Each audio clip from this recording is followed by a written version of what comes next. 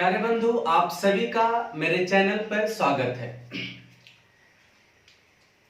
आगे वाले चैप्टर पढ़ाने के पहले मैं आप लोगों को पिछले वाले चैप्टर की कुछ बातें कर दूं। तो आप लोग को एसआई पढ़ाया, सिंपल इंटरेस्ट पढ़ाए, साधारण ब्याज पढ़ाया आप लोग को। तो मैं बहुत अच्छे से पढ़ाया हूं और पूरा कंप्लीटली कर दिया मैंने उसको। तो आप लोग का एक कर्तव्य है कि आप किसी भी किताब से आप साधारण ब्याज अच्छे से पढ़ लें और देखें कि कुछ अगर दिक्कत अगर ऐसा होता है तो हमें जरूर बताएं कि प्रॉब्लम है, मैं आप लोगों को कंप्लीट कर दूंगा। और आज का टॉपिक हम लोग पढ़ेंगे पार्टनरशिप। क्या पढ़ना? पार्टनरशिप। हिंदी होता है साझा। तो मतलब पार्टनरशिप में बात जो आता है, पार्टनर होता है, एक पार्टनरशिप होता है, दोनों में फर्क है। क्या फर्क है जरा समझो। तो पार्टनरशिप होता है साझा, अब पार्टनर का मतलब होता है साझेदारी। तो पार्टनर जो होता है, कहना जब दो या दो से अधिक व्यापारी के द्वारा धन मिलाकर व्यापार करने को क्या कहा जाता है? साझा कहा जाता है। तथा इसमें प्रत्येक सम्मिलित व्यक्ति एक दूसरे को साझेदार कहलाता है। तो मतलब हम हेडिंग लगाना है पार्टनरशिप। क्या पढ़ना हम लोग को? पार्टनरशिप।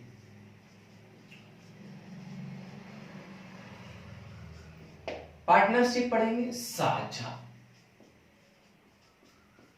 मैंने बताया कि साझा और साझेदारी में फर्क क्या है, तो पहले थोड़ा सा हम बातें कर लेते हैं पार्टनरशिप की।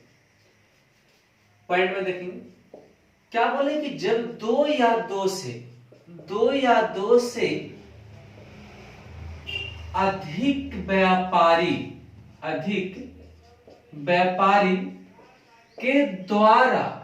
के द्वारा धन मिलाकर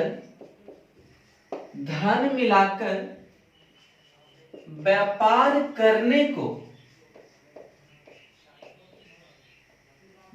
करने को साझा कहते हैं।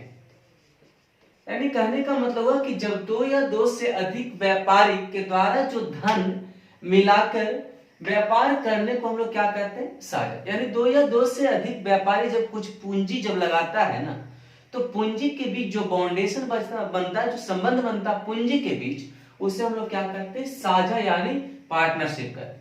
तथा देखो बंधु, जब दो व्यापारी जब हुआ होगा तो कह रहा इनमें सम्मिलित प्रत्येक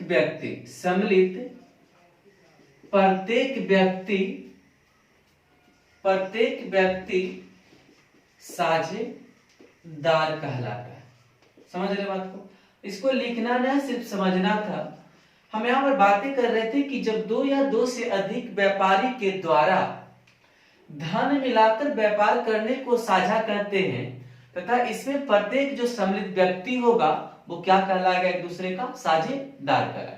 दोनों पूरा कंप्लीट हो गया। और क्या कहना चाह रहे हो? जैसे मान ले आप भी पैसा लगाए, हम भी पैसा लगाए, तो पैसा जो लगाए हो तो पैसा का बीच जो हुआ वो क्या हुआ? साझा हुआ।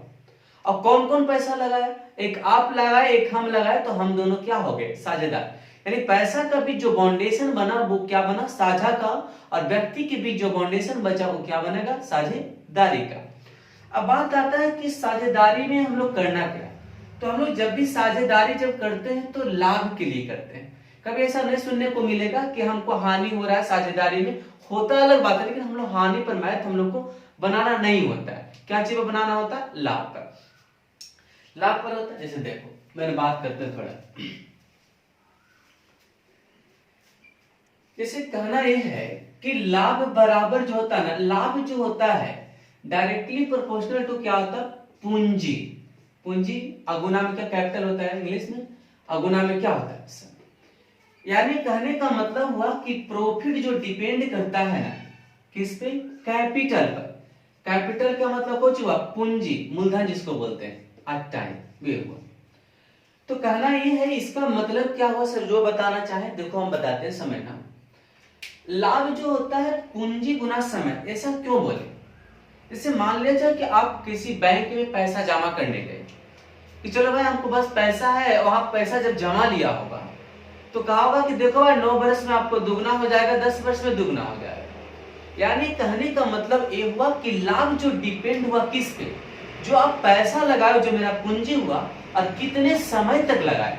अभी बताओ, जितना समय तक आप लगाओगे उतना आपको लाभ मिलेगा कि नहीं मिलेगा। जितना पैसा आप ज्यादा लगाओगे उतना लाभ मिलेगा कि नहीं मिलेगा। डायरेक्टली प्रोपोर्शनल टू मतलब ये हुआ कि लाभ जो होगा पूंजी गुना समय के समानुपाती होगा।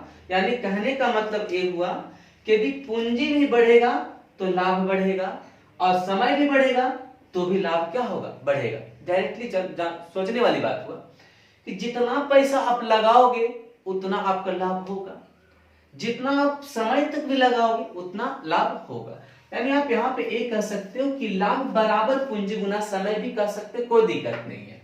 लेकिन यहाँ पर आप कहना कि पूंजी जो आपका होगा, प्रॉफिट जो होगा पूंजी और समय का क्या होगा, समानुपाती होगा। थोड़ा सा बात इस पर और हम कर दें कि अगर यहाँ पर देखो लाभ बराबर अगर हम मान लिया जाए पूंजी गुना समय, आप कह सकते हैं, ऐसा कोई बात नहीं है, कांस्टेंट लेके कर सकते हैं, कोई दिक्कत नहीं।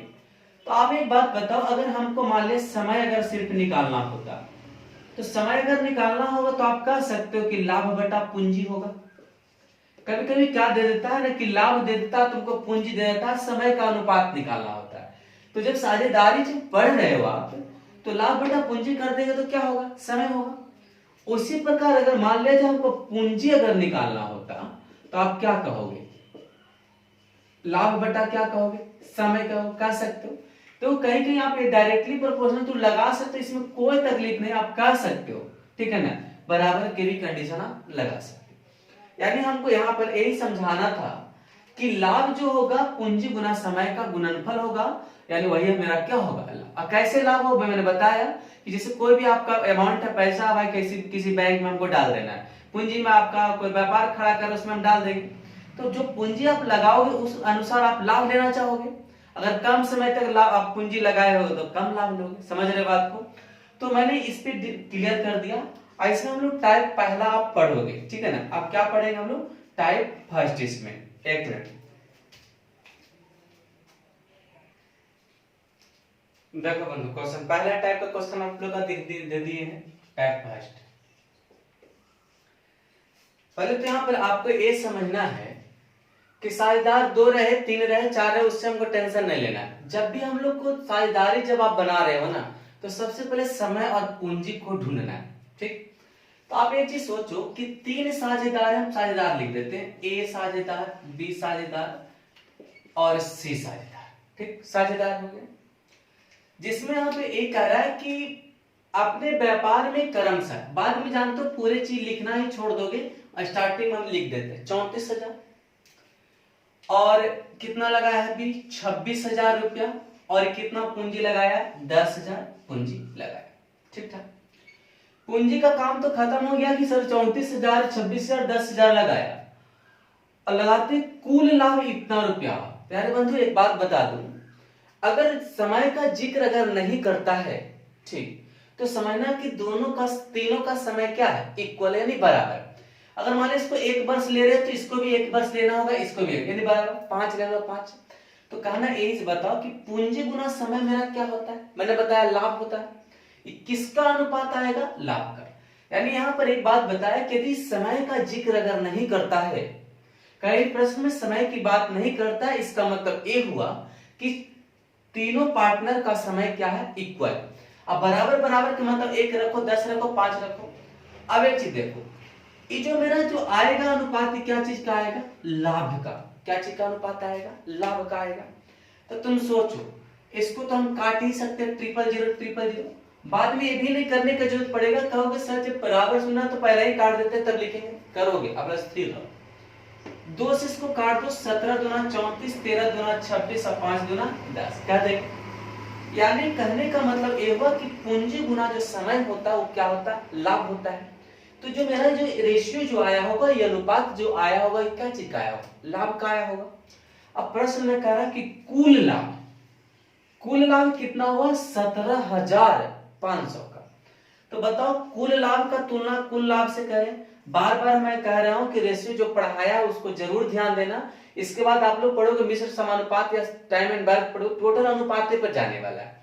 तो 17,500 रुपए का टोटल लाभ हुआ, तो मेरा टोटल लाभ कितना हो जरा बताओ, 17, 13, 30, 5 कितना हो जाएगा, 35। गुना।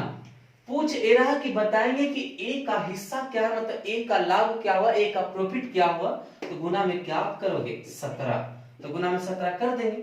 अब बताओ इसको काट लो फटाफट, कितना बार में काटो, तो 35 पचे 175 होता है ना, यानी 17 पचे कितना हो जाएगा 8500 रुपया कंप्लीट। यानी कहने का मतलब है कि जब भी साझेदारी आप पढ़ रहे हो तो पूंजी और समय पर हम लोग खाली ध्यान देना है। यदि समय का प्रश्न में जिक्र अगर नहीं करता है तो समझना कि समय क्या होगा, सभी पार्टनर के लिए इक्वल होगा यानी समान होगा। कंप्लीट हुआ, यानी ए का लाभ कितना मिलेगा, कितना लाभ में 17,500 में 8500 रुपया का लाभ इसको मिलेगा। कंप्लीट, आगे बढ़े, थोड़ा फास्ट चलते हैं, समझ में आया होगा। एक दो क्वेश्चन और वेट करो, पूरे अच्छे से समझा देंगे।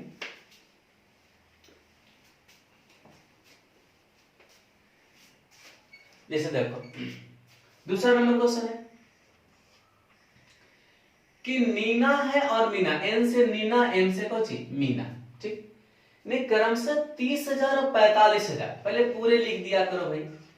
30,000 का एक पूंजी लगाया और 45,000 का एक पूंजी लगाया, साझेदार ने आरंभ किया और 2 वर्षों के बाद, यानी यहां पर एक कह रहा है कि नीना तथा मीना जो है एक ही बार व्यापार में आया और 2 वर्षों के बाद पैसा का बंटवारा किया, यानी दोनों का इक्वल टाइम है। तो प्रश्न ये भी ध्यान देना कि जब टाइम सबका इक्वल अगर दे दे तो टाइम क्या लिखोगे, सब खत्म ही हो जाएगा आप लोग को। तो ये जो मेरा कक्षक के जो आएगा तो एक पूंजी और गुना समय क्या होता है लाभ, यानी अनुपात क्या चीज का आएगा, लाभ का। ये तो 000 खत्म ही हो जाएगा और 15 दूना 30 और 15 तिहत्तर, दो दो तो खत्म ही हो जाएगा, क्योंकि दोनों का टाइमिंग क्या है बराबर। यानी जब पैसा 30,000 45,000 दोनों लगाई और 2 वर्षों के बाद जब प्रॉफिट का जो बंटवारा हुआ, इसका मतलब है कि 2 वर्षों के बाद दोनों बंटवारा किया, यानी दोनों का टाइम क्या है इक्वल है, तो लिखे या नहीं भी लिखे कोई बात। अच्छा एक बात बताओ बंधु, आप लोग सीखा थे 2-3 किसका अनुपात है, लाभ का। तो यहाँ पे कह रहा है कि 1,50,000 रुपया का लाभ हुआ, हमको कुल लाभ कितना हुआ बताओ 5 का। पूछ रहा मीना का भाग क्या होगा, तो जिसको निकालना होता है उसको हम क्या करते हैं गुना। तो मीना का भाग अगर हमको निकालना है तो जल्दी से बता दो कितना आ गया, 5 तिया 15, 3 तिया 9 पर क्या सुनना 4 शून्य, यानी 90,000 रुपया का प्रॉफिट हुआ, किसको, मीना का भाग मिला। कंप्लीट, आगे बढ़े थर्ड नंबर।